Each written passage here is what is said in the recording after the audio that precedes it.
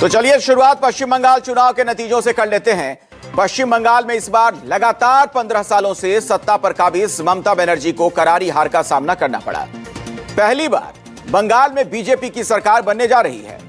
आखिर टीएमसी की हार और बीजेपी की इस ऐतिहासिक जीत के पीछे की वो कौन कौन सी वजह हैं? आखिर कैसे इस बार के चुनाव में हिंदू मुस्लिम एंगल ने पूरा समीकरण ही बदल दिया? तो आंकड़ों के साथ इसकी पूरी एनालिसिस हम आपको बताने वाले हैं, लेकिन उससे पहले बंगाल का फाइनल रिजल्ट आपको बता देते हैं। तो बंगाल की 294 में से अब तक 293 सीटों के नतीजे घोषित किए गए, जिसमें से 207 सीट पर जीत दर्ज कर बीजेपी स्पष्ट बहुमत के साथ सरकार बनाने जा रही है। पिछली बार यानी 2021 की तुलना में बीजेपी को इस बार 130 सीटें ज्यादा मिली हैं। वहीं ममता बनर्जी की टीएमसी के हिस्से में 80 सीटें ही आई। 2021 की तुलना में टीएमसी को इस बार 135 सीटों का नुकसान हुआ।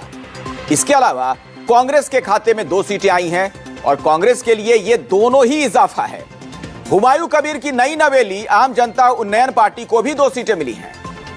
वहीं लेफ्ट को 1 और एआईएसएफ को भी 1 सीट मिली है। वोट शेयर के लिहाज से अगर बात करें तो अकेले बीजेपी को इस बार 45.84% वोट मिले हैं, जो कि पिछली बार की तुलना में 7.69% ज्यादा है। टीएमसी की बात करें तो 40.80% वोट मिले, जो कि 2021 के मुकाबले में 7.22% कम है। इसके अलावा कांग्रेस को 2.97% और लेफ्ट को इस बार 4.68% वोट मिले हैं। रिजल्ट आने के बाद प्रधानमंत्री मोदी ने जहां बीजेपी की जीत को डॉक्टर श्यामा प्रसाद मुखर्जी के सपनों से जोड़ते हुए बंगाल के लिए एक नया अध्याय बताया, वहीं टीएमसी चीफ और पूर्व मुख्यमंत्री ममता बनर्जी ने चुनाव आयोग पर गंभीर आरोप लगाए हैं। उन्होंने कहा कि चुनाव आयोग असली विलन है। उसने बीजेपी के साथ मिलकर 100 सीटें लूटी हैं। बीजेपी ने काउंटिंग सेंटरों पर दरअसल कब्जा कर लिया था।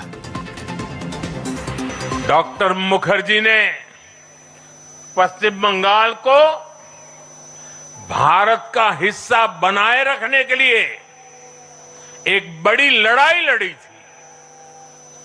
उन्होंने जिस सशक्त और समृद्ध बंगाल का सपना देखा था, वो सपना कई दशकों से पूरा होने का इंतजार कर रहा था। आज 4 मई 2026 को बंगाल की जनता ने हम भाजपा कार्यकर्ताओं को वो अवसर दिया है। साथियों, बंगाल के भाग्य में आज से एक नया अध्याय जुड़ गया है। हम लोग जैसा फाइट किया इंची टू इंची, इतना फाइट हम लोगों ने किया जिंदगी मौत को सामने रख के। तब भी अगर हमारा फाइट तो बीजेपी का साथ नहीं था, हमारा फाइट था इलेक्शन कमीशन का साथ। और अगर इलेक्शन कमीशन बेच जाए, अगर जुडिशियरी से कोई जस्टिस ना मिले, अगर इतना लोगों को लॉजिस्टिकल नाम पे निकाल दिया जाए, वन साइडेड इलेक्शन ऑफिसर लोग काम करे, स्विच ऑफ कर दे, ईवीएम मशीन कैप्चर करे, बंगाल का असली चेहरा और कोई अलग है। लेकिन जो चेहरा निकाला, a election commission, BJP and government of India, all central forces का एक ज्वाइंट ट्रायो कॉम्बिनेशन का साथ हम लोग को लड़ने पड़ा। सैड टू से CEC became the villain of this election to loot the democratic rights of the people and to loot the EVM machine. तो एक तरफ ममता बनर्जी चुनाव आयोग और बीजेपी पर गंभीर आरोप लगा रही हैं, वहीं बंगाल में बीजेपी के फायर ब्रांड नेता शुवेंदु अधिकारी इस जीत के पीछे हिंदू वोटों का ध्रुवीकरण बता रहे हैं। शुवेंदु अधिकारी की माने तो इस बार हिंदुओं ने एकजुट होकर बीजेपी को वोट किया है। All Hindus are united in favor of Narendra Modi. इस बार हिंदू कंसोलिडेशन हुआ है, और जो मुसलमान जिस तरीके से वोट करता टीएमसी को उस तरीके से नहीं किया है। इनिशियली बाइफर्केशन हुआ है, कुछ वोट मुसलमान प्रो मुस्लिम पार्टी को गया है, बीजेपी को भी कुछ आया है छोटा छोटा करके। अब ये जो शुभेंदु अधिकारी का दावा है उसे आंकड़ों के जरिए हम आपको समझाते हैं कि क्या वाकई में ऐसा हुआ है। दरअसल हिंदी अखबार जनसत्ता की एक रिपोर्ट है कि बंगाल की 100 हिंदू बहुल सीटों ने इस बार पूरा सियासी खेल बदलने का काम किया है। जनसत्ता के मुताबिक बीजेपी ने 100 हिंदू बहुल सीटों में से 71 सीटों पर जीत दर्ज की। इसका मतलब यह हुआ कि हिंदू बाहुल्य सीटों पर पार्टी का जो विनिंग स्ट्राइक रेट है 71% रहा है, 71%। वहीं टीएमसी को महज 27 सीटें ही मिल पाई, यानी हिंदू बाहुल्य सीटों पर टीएमसी के स्ट्राइक रेट की बात करें, विनिंग स्ट्राइक रेट महज 27%। जबकि पिछले विधानसभा चुनाव में इन 100 सीटों में से 73 सीटें टीएमसी ने अपने नाम की थी। उस चुनाव में हिंदू बहुल सीटों पर ममता का प्रदर्शन दमदार रहा था, लेकिन इस चुनाव में सब कुछ पलट गया है। बीजेपी ने हिंदू वोटरों को एकजुट करने में कोई कसर बाकी नहीं छोड़ी। 2024 के लोकसभा चुनाव के बाद से लेकर इस बार के चुनाव कैंपेन तक बीजेपी ने हिंदुओं को एकजुट करने की पूरी कोशिश की, जिसमें शुभेंदु अधिकारी से लेकर गृह मंत्री अमित शाह, खुद प्रधानमंत्री नरेंद्र मोदी तक ने अहम भूमिका निभाई है। चाहे वो शुभेंदु अधिकारी का राम मंदिर बनाना हो या चुनाव के दौरान अमित शाह और प्रधानमंत्री मोदी का मंदिर दर्शन करना हो। ऊपर से यूपी के सीएम योगी आदित्यनाथ की ताबड़तोड़ रैलियों ने भी बंगाल में हिंदुओं को एकजुट करने में बड़ा काम किया है। আমিও বলেছি রাষ্ট্রবাদী মুসলিম, আপনারাও বলেছেন সবকা সাথ সবকা বিকাশ। আর বলবো না, বলবো जो हमारे साथ हम उनका साथ, जो हमारे साथ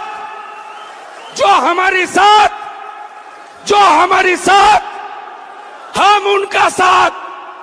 बंगाल की धरती को हमें काबा की धरती नहीं बनने देना है। बंगाल की धरती तो काली की धरती रहेगी, मां काली की धरती, मां दुर्गा की धरती रहेगी, वंदे मातरम की धरती रहेगी और हर हर महादेव का गूंज इस धरा से लगातार चलना चाहिए। देखिए, इसका असर यह हुआ कि हिंदू बाहुल्य सीटों पर इस बार बम्पर वोटिंग हुई और जिन सीटों पर भी पिछली बार के मुकाबले इस बार ज्यादा मतदान हुए, उनमें से ज्यादातर सीटों पर बीजेपी को जीत मिली। तो आपको कुछ सीटों के आंकड़े भी हम दिखा देते हैं। जनसत्ता की एक रिपोर्ट है जिसमें कहा गया कि जोरा साको सीट पर पिछली बार 51% वोटिंग हुई थी और ममता बनर्जी की टीएमसी को जीत मिली थी, लेकिन इस बार यहां 86.72% ही हुई है, यानी कि 35.72% का इजाफा रिजल्ट बीजेपी के पक्ष में आया। इसी तरह से काशीपुर बेलगछिया सीट पर पिछली बार 61.20% मतदान हुए थे, जीत टीएमसी को मिली थी, लेकिन इस बार 89.01% वोटिंग हुई, यानी 27.81% ज्यादा नतीजा बीजेपी के पक्ष में आया। मानिक टोला सीट पर 2021 में 65.20% वोटिंग हुई थी, जीत टीएमसी को मिली थी। इस बार 90% से ज्यादा वोटिंग हुई और पिछली बार की तुलना में यह 25% लगभग ज्यादा है और नतीजा जीत बीजेपी को मिली। रास बिहारी सीट पर 2021 में 61.70% वोटिंग हुई, तब जीत टीएमसी को मिली थी, लेकिन इस बार 86.58% मतदान हुआ, यानी 24.88% ज्यादा, और इस बार जीत बीजेपी को मिली। अब इसी तरीके से बैरकपुर की बात कर लें तो पिछली बार 70.40% वोट यहां पर पड़े थे, तब टीएमसी जीती थी। इस बार 89.82% यहां पर मतदान हुआ, पिछली बार की तुलना में 19.42% ज्यादा, और जीत बीजेपी को मिल गई। विधाननगर में 2021 में 69% वोटिंग हुई थी, टीएमसी को तब जीत मिली थी, लेकिन इस बार 86.26% मतदान हुआ, यानी लगभग 17% ज्यादा, और नतीजा बीजेपी के पक्ष में आया। जबकि बीजपुर की बात करें तो पिछली बार यहां पर 74% से ज्यादा मतदान हुआ था, टीएमसी जीती थी। इस बार तो 90% से भी ज्यादा वोट डाले गए, यानी 16.58% ज्यादा, और जीत बीजेपी को मिली। एक और हिंदू बाहुल्य सीट हावड़ा उत्तर में 2021 में 72% मतदान हुआ था और तब जीत टीएमसी की हुई थी, लेकिन इस बार 88% यहां पर मतदान हुआ, यानी लगभग 16% ज्यादा। रिजल्ट भी बदल गया, बीजेपी जीत गई। यानी बीजेपी ने इस बार बंगाल में हिंदू बाहुल्य सीटों पर जबरदस्त तरीके से जीत दर्ज की है और टीएमसी के हर गढ़ में सेंधमारी की है। पूरा हिंदू कंसोलिडेट हो गया ना, फुल। बहुत जरूरी था ममता बनर्जी का हराना, बहुत जरूरी था ममता बनर्जी का राजनीतिक संन्यास अभी हो गया है। मुझे हिंदू, सिख, जैन, बुद्धिस्ट लोग ने आशीर्वाद देकर जिताया। ये जीत हिंदुत्व का जीत है, ये जीत बंगाल का जीत है, ये जीत नरेंद्र मोदी जी का जीत है। यही तो नैरेटिव आप गढ़ना चाह रहे हो। कांग्रेस तो सबकी पार्टी है, लेकिन आपने एक कम्युनिटी को बिल्कुल इकट्ठा कर करके साइड लाइन कर दिया, तो वो तो वही रह गया ना। तो आप साइड लाइन कर रहे हो ना, मैं वही बात कह रहा हूं। आप देश को किधर ले जाना चाहते हो? यानी बंगाल में इस चुनाव में हिंदू मुस्लिम तुष्टीकरण भी साफ साफ दिखाई दिया। एक तरफ ज्यादातर हिंदू वोट बीजेपी के पक्ष में गए, वहीं ज्यादातर मुस्लिम वोट टीएमसी के खाते में। अब इसे आप समझिए आंकड़ों की जुबानी। पश्चिम बंगाल विधानसभा चुनाव में इस बार कुल 36 मुस्लिम उम्मीदवार विजयी हुए और इनमें से 31 ममता बनर्जी की टीएमसी से ही हैं, जबकि ममता ने अपने कुल 291 सीटों में से 47 सीटों पर मुस्लिम प्रत्याशियों को उतारा। तो दिलचस्प बात यह है कि टीएमसी इस बार 80 सीट जीतने में ही सफल रही और उनमें से भी 31 मुस्लिम जीते हैं, जबकि कांग्रेस के टिकट पर जो 2 विधायक चुनकर आए वो दोनों मुस्लिम हैं। कांग्रेस ने अपने कुल 292 उम्मीदवारों में से 70 मुस्लिम प्रत्याशी उतारे थे। इसके अलावा खुद हुमायूं कबीर अपनी पार्टी से 2 सीटों पर जीत दर्ज करने में कामयाब रहे, जबकि एक मुस्लिम विधायक एआईएसएफ से भी चुना गया है। तो ये आंकड़े बताते हैं कि मुस्लिम वोटरों ने ही ममता बनर्जी की पार्टी टीएमसी की एक तरीके से लाज बचाई है।